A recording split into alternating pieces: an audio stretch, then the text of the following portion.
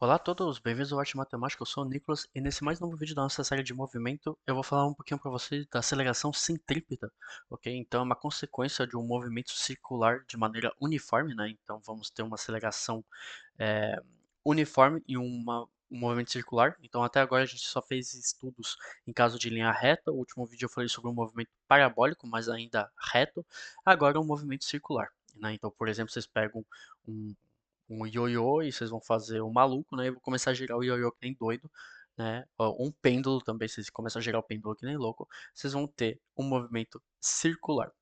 Ok? Movimentos circulares eles são muito comuns em tudo, né? Então, principalmente em estudos orbitais, etc, etc. Mesmo que não são circulares perfeitamente, ainda ajuda bastante a gente a entender. Ok?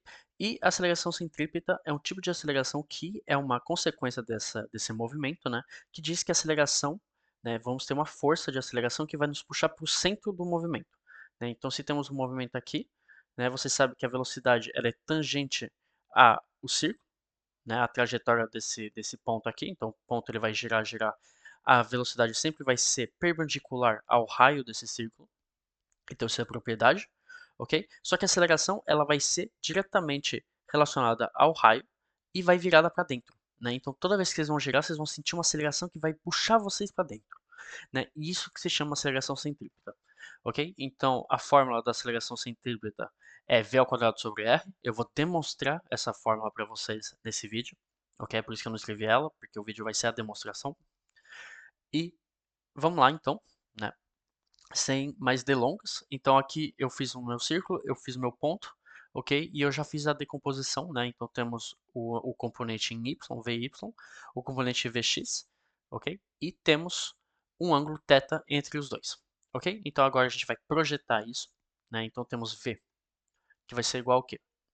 Então lembre-se, né? Vídeo do produto escalar, vamos projetar isso, o ângulo θ está entre v e vy, agora, né, normalmente ele está entre Vx, nesse caso que eu escrevi está entre Vy, então vamos ter V vezes cosseno de θ seguindo y, menos, por que menos? Porque vamos ter um cosseno de π sobre 2 menos θ, só que negativamente perante a x, então vamos ter menos V seno de θ avaliado em x, quer dizer, seguindo x. Ok? Então temos a nossa decomposição da velocidade. Então temos em cosseno de y, né, em cosseno de θ seguindo y e seno de θ seguindo x. E assim agora a gente vai poder começar a nossa demonstração.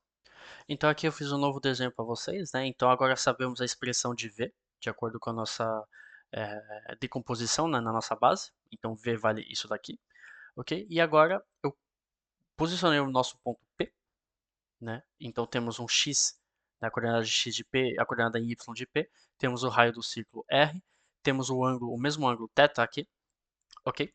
E P é definido como o começo da nossa velocidade, né? Então aqui temos um ângulo reto aqui entre o raio e a nossa velocidade em P, ok?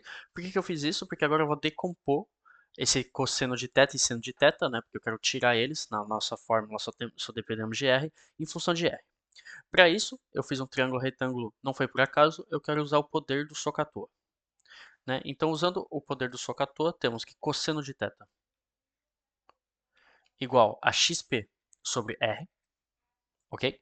Seno de θ igual a yp sobre r, ok? E agora eu vou usar a nossa expressão de v, que a gente tem, só que eu vou substituir cosseno de θ e seno de θ pelo xpr e ypr, né? Então, vamos ter v vezes xp dividido por r seguindo y, menos v vezes yp sobre r seguindo x.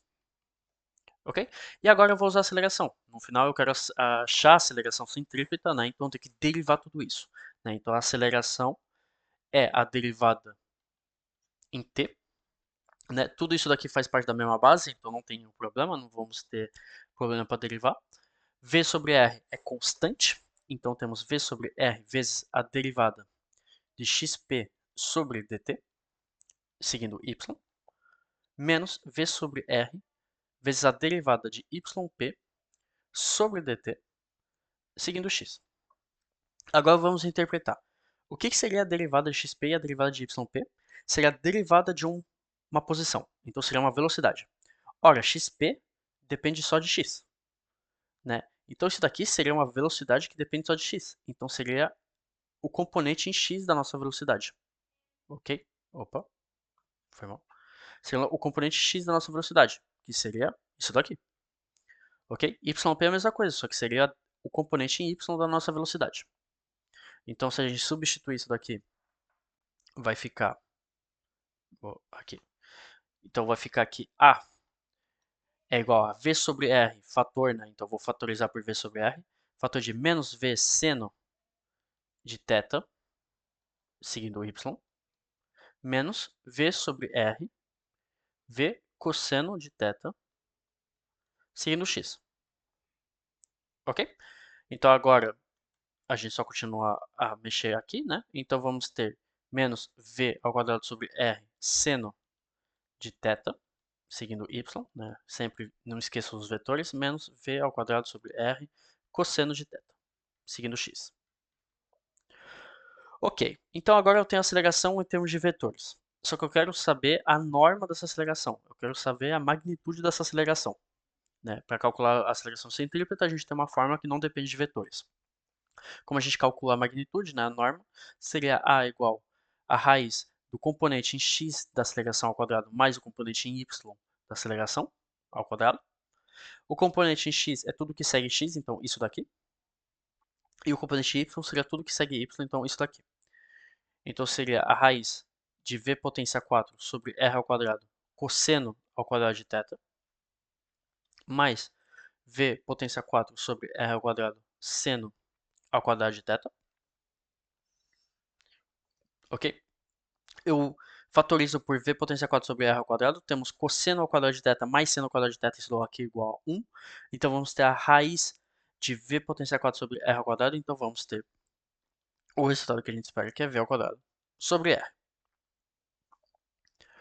Ok? Então temos aqui a nossa fórmula da aceleração centrípeta. Então aqui é a nossa magnitude. Agora a gente quer saber o sentido, porque eu falei no começo do vídeo para vocês que a aceleração centrípeta vai ser para dentro seguindo R. Né? Como a gente demonstra isso? Usando outro ângulo. Então vou fazer mais um desenho para vocês. Então fiz mais um desenho para vocês aqui. Vocês sabem que de acordo com nossos cálculos, vetorialmente, isso daqui segue menos y, isso daqui segue menos x, então a aceleração vai ser para dentro.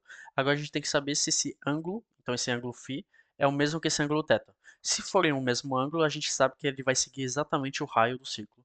Então a aceleração vai nos puxar para dentro do círculo. Ok? Então eu vou usar mais uma vez o nosso famoso socator. Então vamos ter que tangente de φ igual a AY sobre AX.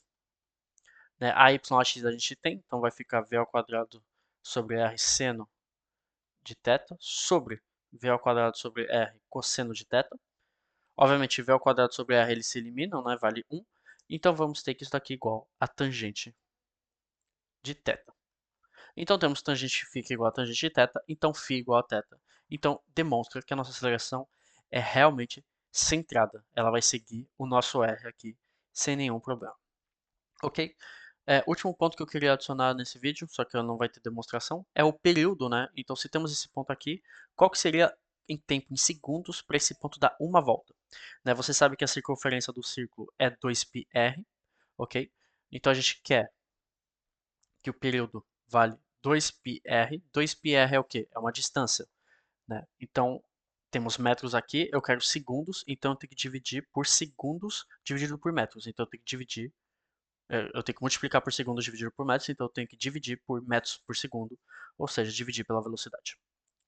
Ok? Então, temos a nossa aceleração centrípeta e o nosso período, né? Então, para a gente calcular quanto tempo um ponto vai dar uma volta, né, em uma circunferência, temos 2πr sobre a velocidade desse ponto. Ok? Então, esse foi o vídeo de hoje. Espero que vocês tenham gostado da demonstração. Demonstração não tão complicada, só tem que ter o truque, né, de substituir cosseno, depois ressubstituir, né, e depois eliminar com a magnitude. E assim a gente demonstra facilmente a aceleração centrípeta. Muito obrigado por ter assistido.